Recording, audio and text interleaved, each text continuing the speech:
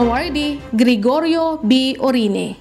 Si Ginoong Gregorio B. Orine, 76 na taong gulang ng Pugo, La Union, ay kabilang sa Bago Tribe at kinikilala siya bilang isa sa mga masigasig na pinuno ng mga indigenous peoples sa kanilang lugar.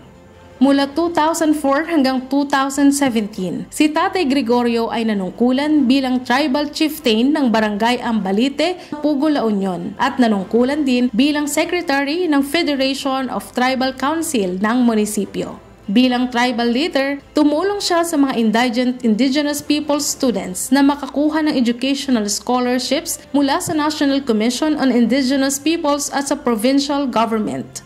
At sa ilalim ng kanyang pamumuno, napaigting pa ng kanilang tribo ang pagsusulong ng kanilang mga karapatan at makakuha ng representasyon sa mga konseho sa barangay at munisipyo. Isa siya sa mga nagsulong na kailangang magtalaga ng Indigenous Peoples Mandatory Representative sa Municipal Legislative Council.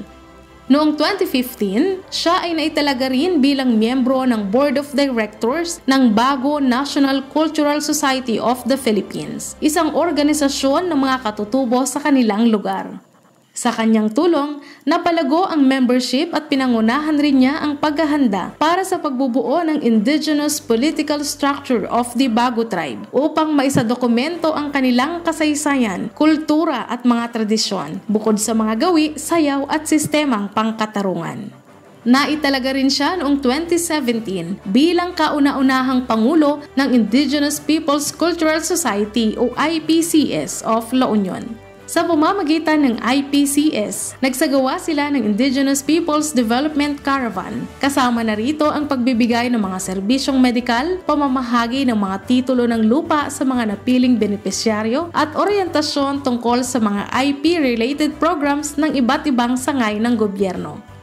Mula 2018 hanggang 2020, si Tatay Gregorio ay naitalaga rin bilang miyembro ng La Union Enhanced Comprehensive and Local Integration Program Committee sa ilalim ng executive order na ipinasa ng provincial government.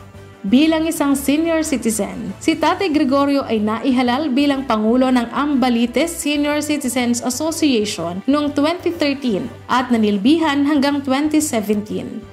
Siya ay tumayo din bilang business manager ng Federation of Senior Citizens sa kanilang munisipyo hanggang 2019.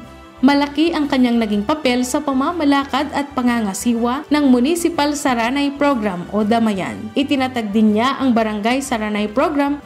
Sa ngayon, siya ay nananatiling aktibong miyembro ng Light Gathering Church of the Nazarene. Ang mga kontribusyon ni Tatay Gregorio sa kanilang tribo at sa komunidad ay hindi matatawaran. Tunay ngang si Tatay Gregorio ay ulirang Indigenous Peoples Leader at ulirang nakatatanda ng La Union.